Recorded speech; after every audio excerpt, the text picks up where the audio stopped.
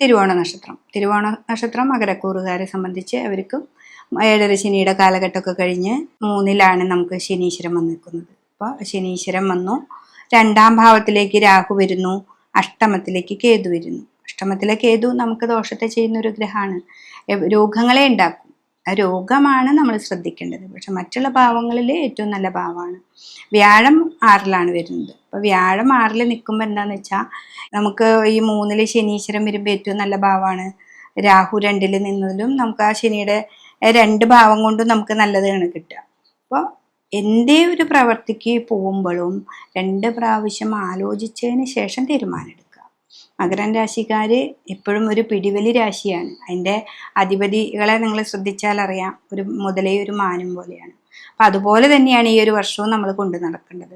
എന്തൊരു കാര്യത്തിനും നമ്മൾ മുന്നോട്ട് കയറി ഒരു ബിസിനസ്സിൽ ഏർപ്പെടുകയാണെങ്കിലും ഒരു കച്ചവടമാണെങ്കിലും നമ്മളൊരു വാഹനം വാങ്ങുന്നതിനായാലും എടുത്ത് ചാടിയൊന്നും ചെയ്യരുത്. എടുത്ത് ചാടി ചെയ്യുക അല്ല നമ്മുടെ ഒരു തീരുമാനം. നമുക്ക് പതുക്കെ നമുക്ക് മുന്നിലേക്ക് പോയി അതൊരു വീട്ടുകാരൊക്കെ കൂടി ഒന്ന് ആലോചിച്ച്, കൂട്ടുകാരുടെ അടുത്തൊരു തീരുമാനമായിരിക്കാം, അപ്പോൾ വീട്ടുകാരോട് കൂടി ആലോചിച്ച് ആ ക്യാഷ് എവിടെ നിന്ന് വരുന്നുള്ള അതും കൂടി ഒന്ന് കറക്റ്റ് ചെയ്തിട്ട് വേണം നമ്മൾ കൊടുക്കാനായിട്ട്.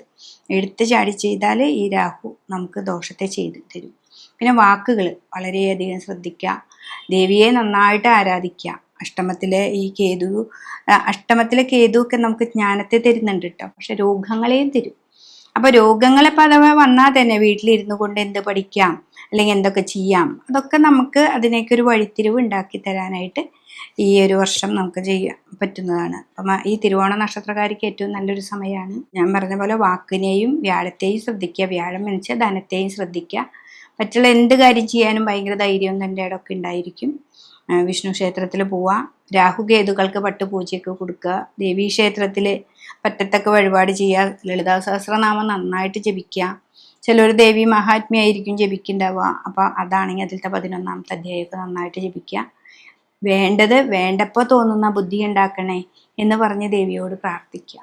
അപ്പോൾ തന്നെ ഈ തിരുവോണ നക്ഷത്രക്കാർക്ക് ഏറ്റവും നല്ലൊരു ഭാവത്തിലേക്ക് വരാനായിട്ട് സാധിക്കുന്നതാണ്.